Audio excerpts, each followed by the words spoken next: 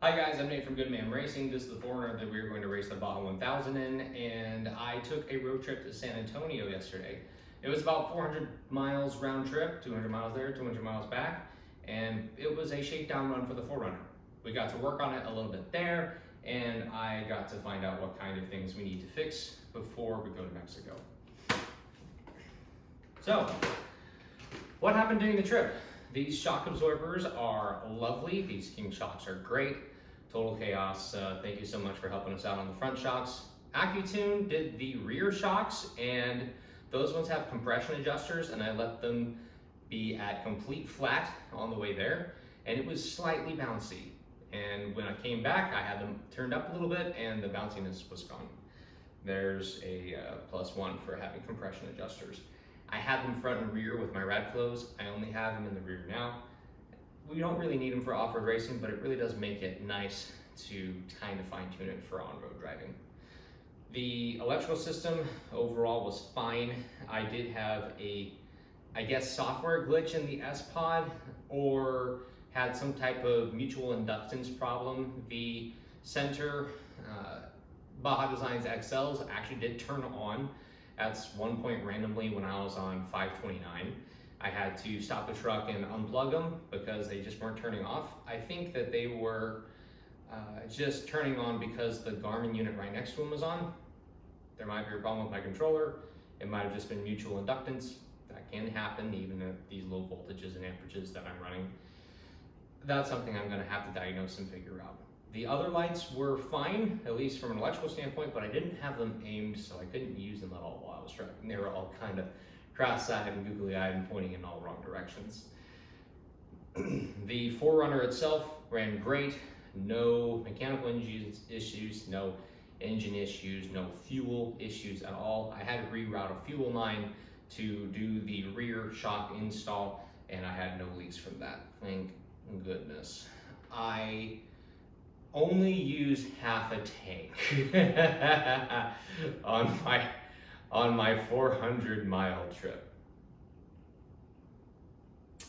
Literally, out of a 40-gallon fuel cell, I only used 20 gallons to go from Houston to San Antonio and back.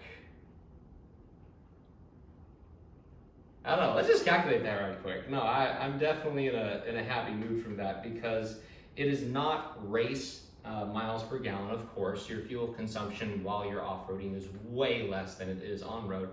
But to go 400 miles on 20 gallons, we were getting 20 miles per gallon in this truck on the highway.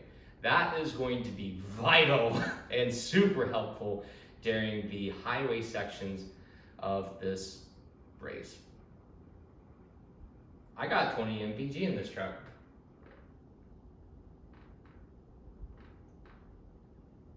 I'll take it. When we were in San Antonio, we did eat food, we did talk logistics. I was talking with Steve, his coworkers, his wife. They are lovely, and also his co-pilot, Sam. My main reason for going to San Antonio was making sure that both Steve and Sam fit in the truck, and if there were any last minute things that they wanted me to change in the cabin. I need to hide my radio and put it in a more water resistant location. I need to,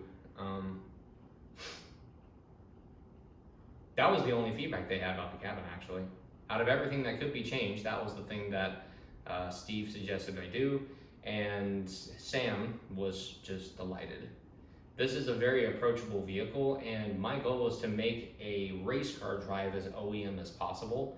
And when Sam realized this vehicle was even an automatic, his grin was just wider than the moon. It was great. It was so satisfying and so encouraging to see.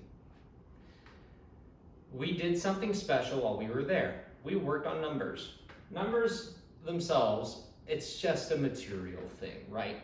But in my passion for doing this race, it is a rite of passage. SCORE has taken the 5 or 10 minutes to acknowledge that I exist and assign me a number for this race.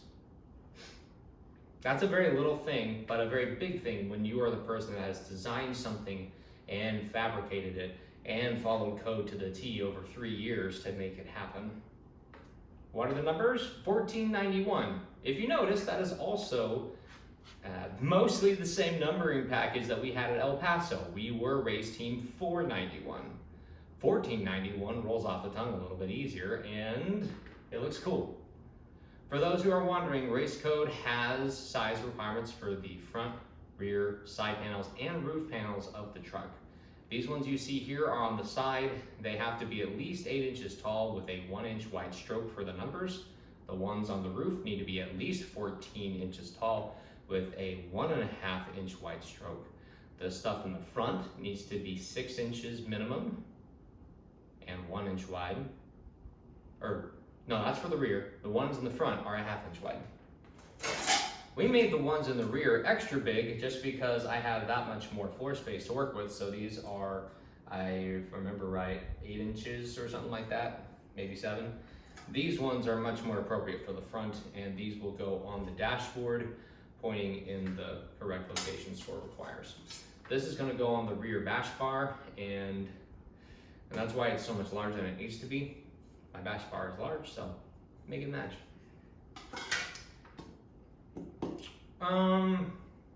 There's something really special about these numbers though. They are reflective. That 3M reflective vinyl, you know, that stuff that ain't cheap, Steve was willing to slice out and make it look real good. Anything that you want to have show brightly from a safety standpoint, the easier it is for someone to see, the better it gets for everyone. That's my little flashlight. Isn't that bright? That's so cool. The ones on the roof look amazing.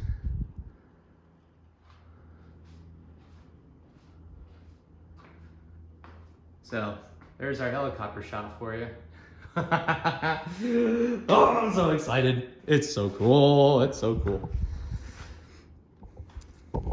So Steve had some odds and ends for me to work on. We'll probably do a timing belt change before the start of the race, even though this one does look good. There's one last thing for us to work on, and that is lights. What kind of light, you may ask? You already have these Bajas down below. You already have these XLs in the middle. What else can you do? Well, maybe something for the roof. This is a race grade light bar. This is gonna punch light out so far that I will probably never run these lights.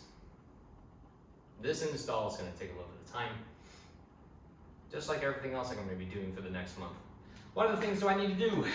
We need to do for the truck. We need to replace all of the suspension joints that are made out of metal, all of the heims, all of the uni balls. They need to be replaced.